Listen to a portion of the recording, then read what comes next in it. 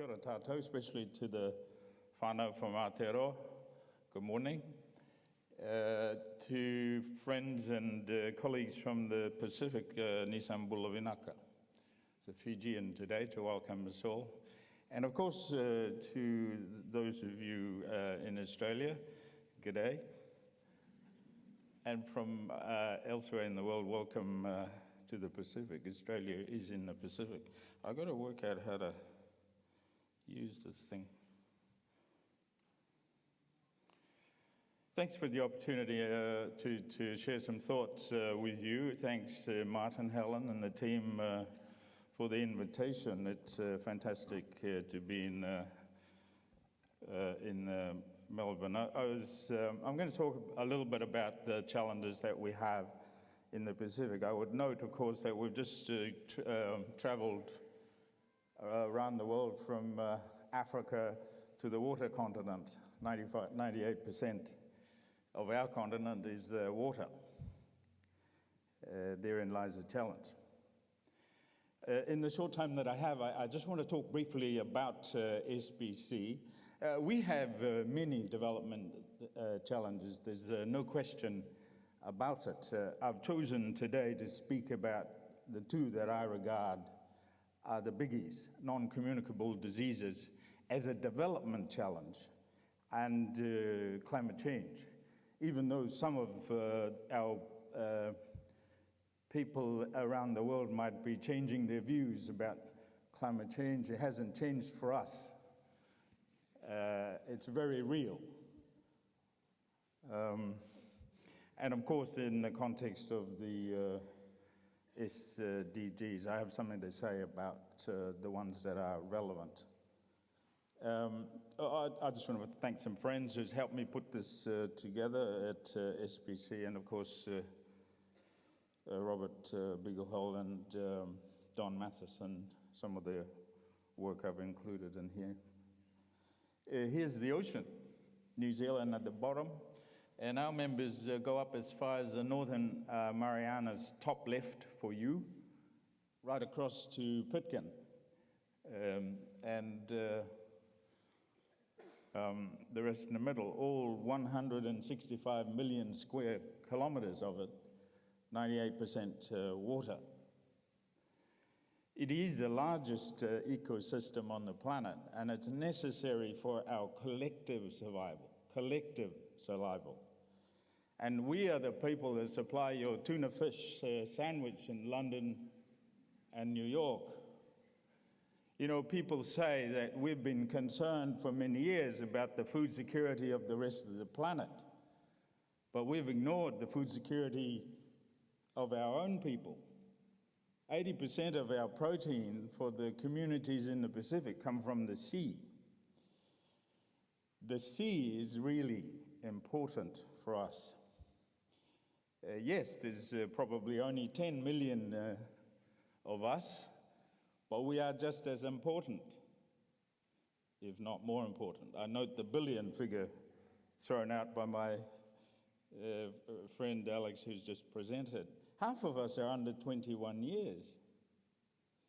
So we have this big challenge, which I won't talk about today, is what do we do for and with our young people? The opportunities are limited. The other thing I want to leave with you is to remember that Pacific people have been custodians of the world's largest body of water for centuries. But it is under threat, not from the activities of the people of the Pacific, but from people elsewhere who are polluting at the ocean, overfishing big-eye tuna when we shouldn't be, and climate change and environmental degradation. I could go on. None of these things are generated within the Pacific.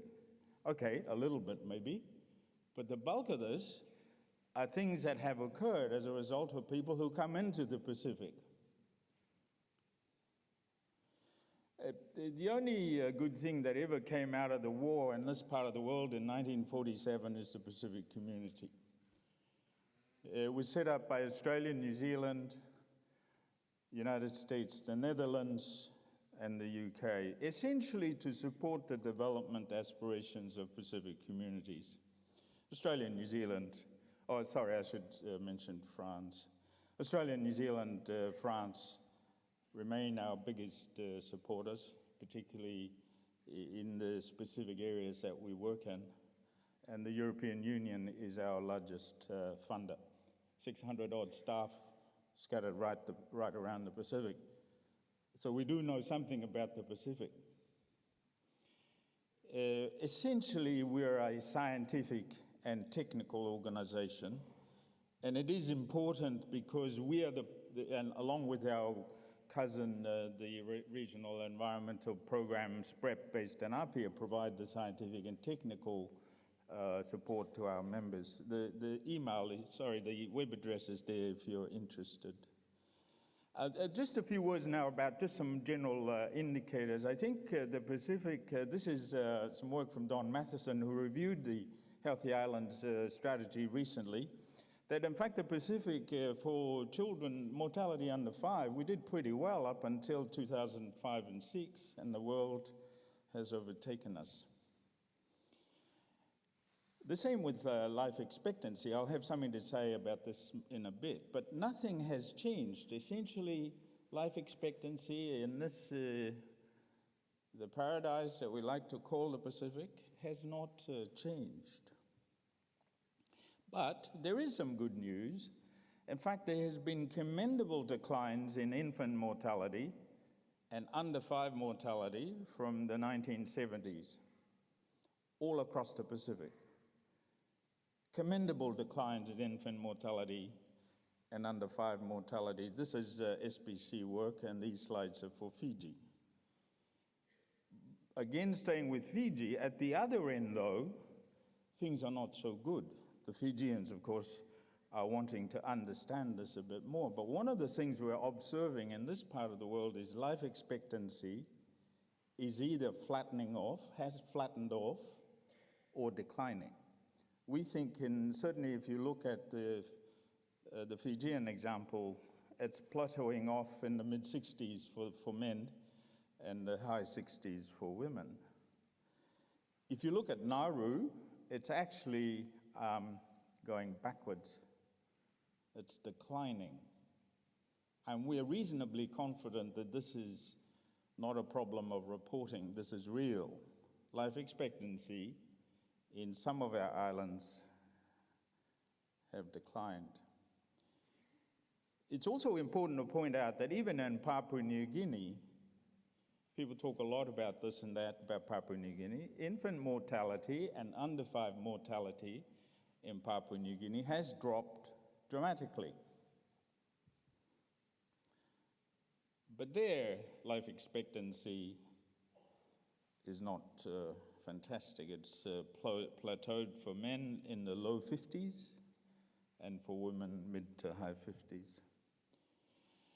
You know, the other thing I think is we've probably got our priorities wrong. So when you look at the picture postcards, when you're contemplating your next holiday in the South Pacific, think about the fact that half the population in those island nations don't have access to clean water. Somehow over the years, we've forgotten the basics. Water continues to be a main contributor to the childhood morbidity and mortality statistics that get reported from our region. And of course, diabetes. On the left, you'll see Pacific male. We started off with the rest of the world at about the same prevalence rate. We've taken off. We're now the global center for diabetes and related conditions. If you look at the men in the red or whatever color that is, the rest of the world is increasing, but obviously not as rapidly as the Pacific, but equally for women in the blue. And the other thing, of course, is with the exception of Niuean women, and even then I don't believe that, premature mortality is the story of the Pacific. The great proportion of our deaths, 3/4 of the deaths in this region are attributable to non-communicable diseases. And in most islands, considerable premature mortality, deaths under 60, compared with that dotted line, which is the world figure. So what does all this mean? Of course, health overall in the region is improving, but we're not making the kind of progress we ought to be making. And I note in particular that the problem is primarily in Melanesia, in our biggest nations, Papua New Guinea, Solomon Islands, Vanuatu, and to a lesser extent in Fiji. The MDGs, of course, was not achieved. But I think it's important, and it's the point that Alex made, that even though the target wasn't reached, I hope you recall that infant mortality in Papua New Guinea has continued to decline. But our challenge right now going forward is NCDs. So what might this mean? There's been some instability in some of our island nations. The economies haven't been flash.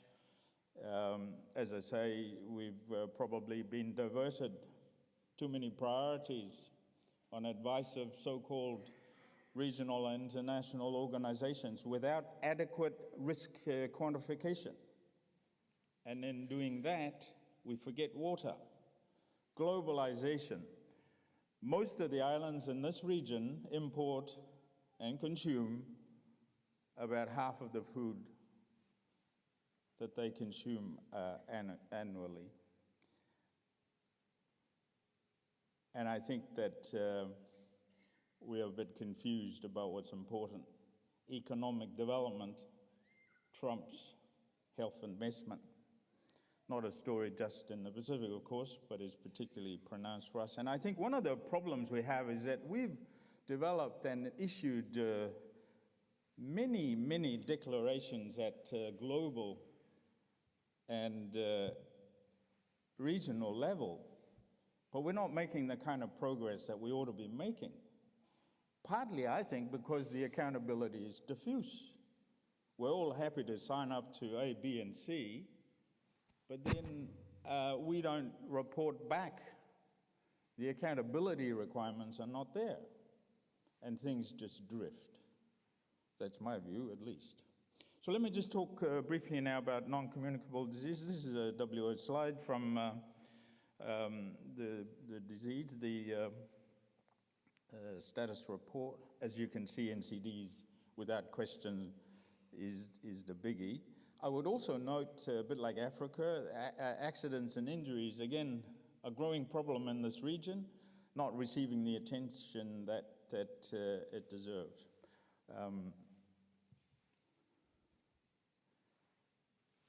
When the tobacco industry was driven out of Australia, or being driven out from many places, they come to the Pacific. Because our regulatory policy, educative, general advocacy, they know to be not so strong. So 80% of men in Kiribati smoke. In Nauru, more women than men smoke. We're a region of smokers. If we don't do anything else, let's just push ahead with the smoking cessation prevention programs that we know works elsewhere. And I'm not sure what I should say about this. Of course, regularly you hear in the news that the Pacific is the epicenter for the global obesity epidemic. We do have high levels of overweight and obesity in our islands, and it continues to grow, and it feeds the NCD epidemic. 7 out of 10 nations globally with high prevalence of diabetes are in our region. And we're talking about prevalence rates of 50% or more. Some of that underestimated. So if you look at American Samoa, Tokelau, Niue, on the far left, high prevalence rates of diabetes. And you know, if you think this through, what are we going to do in 20 years? What are we going to do in 30 years? Developed nations are already struggling with dialysis requirements. This is an issue we have to confront as the consequences of diabetes come to bear on small, fragile health systems. And just to broaden this out, there have been studies in the region on the economic consequences of NCDs. Governments pay 80 to 90% of the health care in this region, and it's unsustainable. $40,000 a year to dialyze someone in the Pacific. Most of these people are dead in 2 years. Blood sugar test strips for one individual in one Pacific Island nation will exceed the per capita health expenditure in that nation. Can't do it, folks. Something's got to give. We do, though, have developed what I consider to be a world-leading contribution to the NCD work. Some years ago, with colleagues, we developed and had endorsed by the Pacific ministers and ministers of health at one meeting what is regarded the Pacific NCD roadmap. This is essentially the tool that we use to support, to encourage, to embarrass Pacific members to take more effective action, and it's got specific recommendations in there about tobacco tax, about soft drinks, about the availability of effective medication, which is one of the big problems in our region. We all have essential drug lists based on the WHO recommendation, but they're either not there or there some of the time. And you know that the decline in cardiovascular disease mortality, a large chunk of it was attributable to good treatment. But we're not doing this consistently, and we need to do better. I should acknowledge Palau, Cook Islands, Tonga, Samoa. Their tax rates for tobacco are up there with the recommendation. And I think there was some recent information that Samoa, in fact, the smoking rates in that country has come down. To turn now to climate change. We, according to various measures, and indeed experience, we are extremely vulnerable to disasters, natural disasters as a result of climate change. And I keep saying to people, we contribute a minuscule amount to the global greenhouse gas load on the planet. But we are the people that are at the sharp end of this.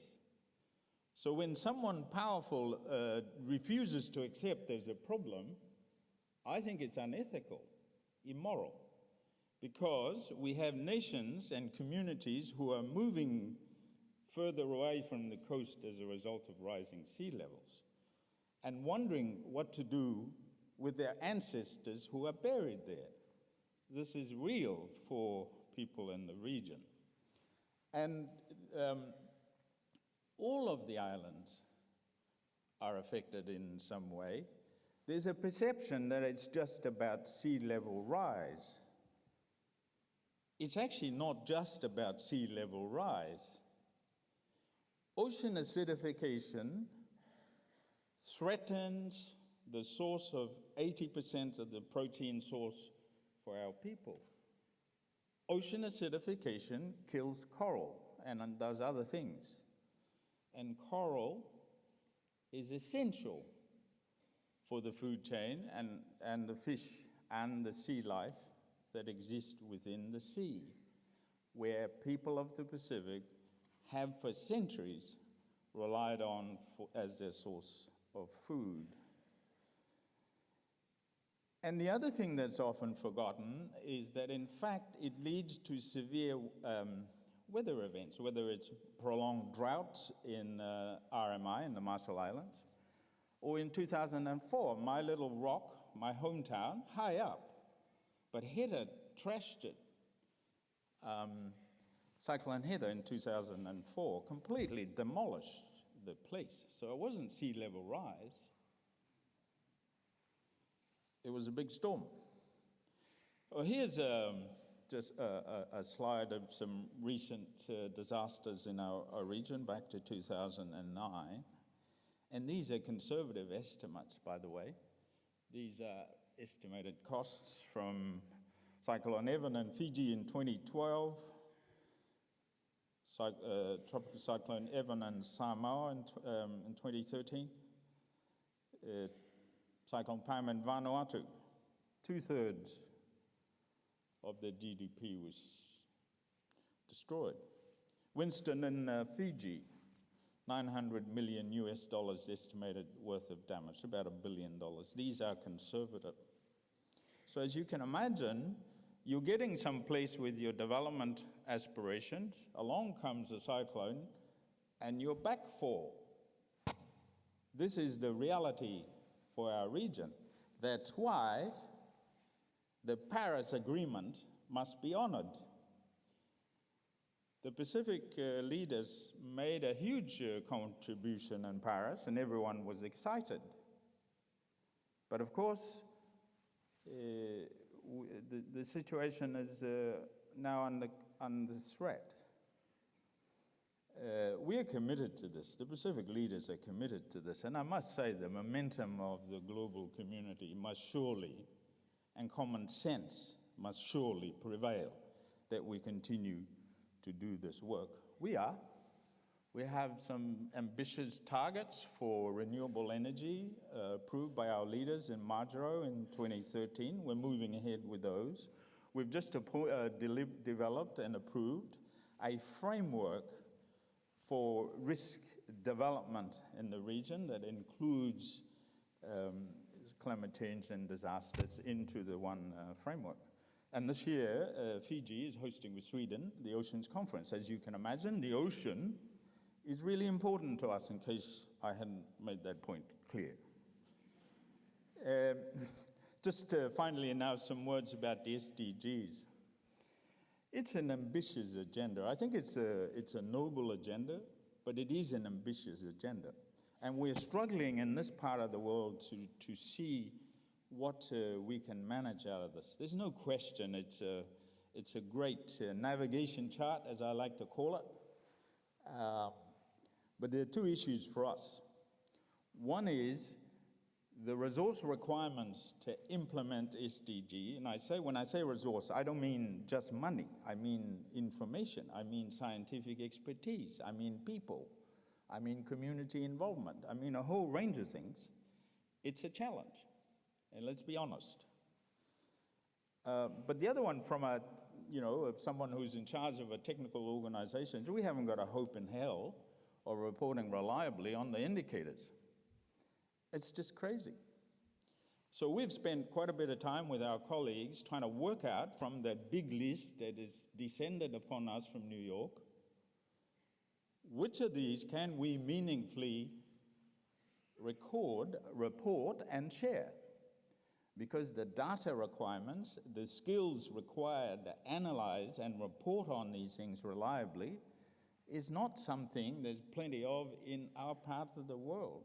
And to me, reporting reliably on fewer, informative, highly selected indicators is far more important than trying to keep up with the rest of the world. We need some help in our island nations to report reliably on the SDGs, and I haven't heard much talk about that. I'm not knocking SDGs, by the way. I think it's great. I think it's just a question of, realistically, which of these things should we put our limited energies into? So here's all of them. SBC is involved in all of them. We lead the region on 13 in terms of the work that gets done. Health is a big one. And these are some of our actions. I already made mention of the roadmap. We're the agency, regional organization that leads the support for our members in this region. So it's great to have NCDs in this mix. There are too many expectations in the health one, by the way. And personally, I would be much more selective. Education. We're not in the provision of education, but as you know, development is not without education. We have some challenges in our region. We did a big assessment in 2015, 40,000 students across 13 island members. Year 4 girls were doing better on literacy and numeracy than Year 6 boys.